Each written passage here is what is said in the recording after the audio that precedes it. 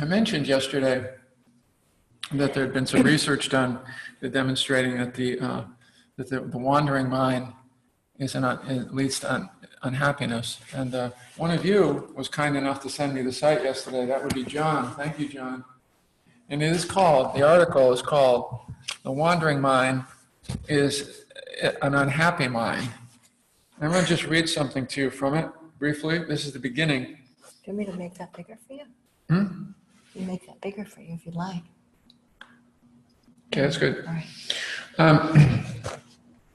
Unlike other animals, human beings spend a lot of time thinking about what is not going on around them.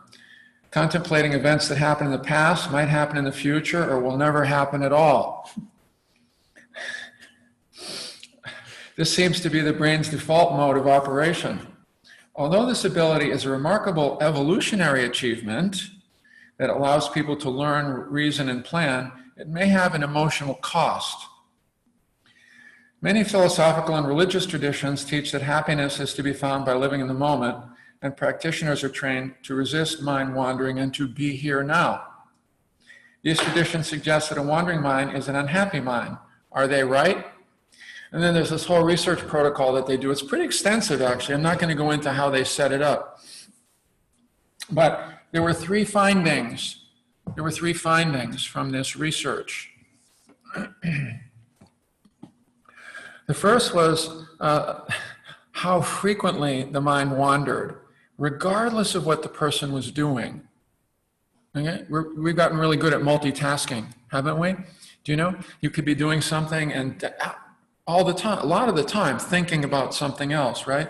The second was that the mind was, people were less happy, were less happy as a result.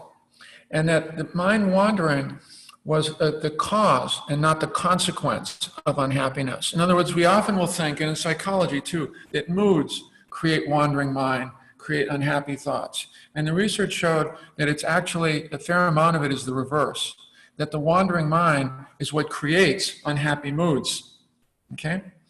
And the third is that what people are thinking is a better predictor of happiness than what they are doing, which I thought was really fascinating.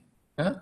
What people are thinking is a better predictor of happiness than what they are doing. You know, it is that tendency of the mind to wander, past, future, you know, and also, of course, how am I? How was I? How will I be? How am I doing? All of that, right? That's the other part of our default mode. Wandering and a lot of self-wandering, right? Yeah.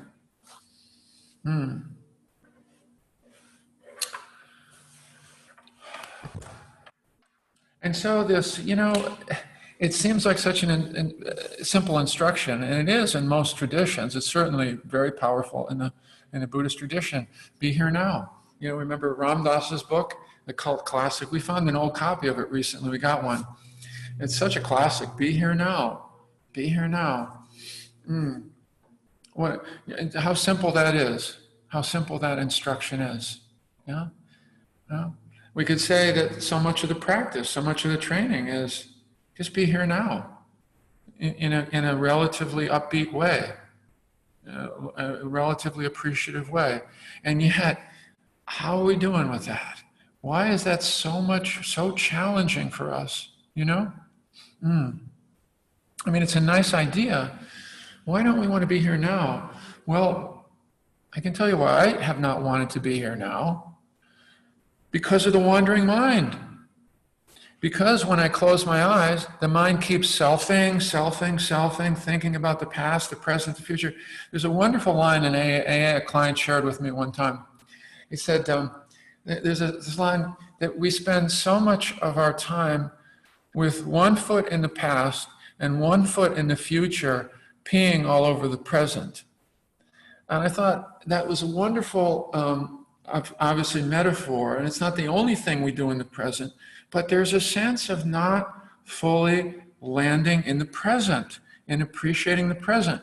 I have a friend who was a director of a hospice, and he said he was really surprised to see that one of the regrets that people have toward the end of their lives, and actually a major regret, is not that they didn't do one more wild and crazy thing, or one more bold and adventurous thing. It's that they weren't present more when things were going well in their lives. Even when things were going well in their lives, there was still more anticipation of something that might go wrong, or something that had gone wrong, or something you shouldn't have said, or wish they'd done differently. Yeah? Yeah. So this is a very big deal. And it's not just a good idea to be present. What the Buddha suggested, it's really something to look into very carefully, because it is fundamental to the way we co-create dukkha in our lives. The wandering mind, how we aren't even aware of where it's wandering sometimes, or how we got there, and yet it does have an effect, and it mostly, often, has a negative effect because of the negativity bias, because we drift into the unwholesome. This is what we've been spending some time on this week, paying more attention from one angle or another to these notions of wholesome or skillful states of mind, and seeing the prevalence of unskillful, unwholesome states of mind, and how challenging that is to work with those, to play with those, to gently, gradually shift toward the wholesome, to try to keep the wholesome around, to try to not invite the unwholesome when it's not there, to how to gently escort the unwholesome out the door when it arrives, to soften around it and escort it out the door. These are not simple practices. They're profound practices. Yeah, profound practices. And these insights are so important for us to see in our direct experience. In our direct experience. You know, this is always where verified faith comes. In this tradition, it's from seeing for yourself how dukkha is created and how we are participating in that. Do you know, we can't do too much, a little but not too much, about sickness, old age, and death and loss, the existential unavoidables. But it's this low-grade, chronic agitation, restlessness, not quite comfortable in our skins, that follows us like a shadow through our lives. You know, that we can begin to do something about, but not all at once. It's not just like, oh, now I get it. We have to get it thousands of times. We have to see how we're doing it, I was at a conference once where the Dalai Lama said, people kept asking him in the audience, can you give us a quick trick here? You know, like a quick meditation that will just like take care of all this dukkha. And finally he said, you know, you Westerners, you always want a quick fix. You always want something fast. He says, and then he smiled, he said, and cocked his head, he goes, maybe a little change every decade is good, no? Yeah, so part of it is this, seeing that we want to keep planting some seeds. We want to keep working with wholesome states of mind and working with unwholesome states of mind. Gradually, we're planting seeds. It's not a sudden breakthrough, but we're planting seeds. We're planting seeds. Yeah, we're planting seeds for happiness. Yeah, in this work.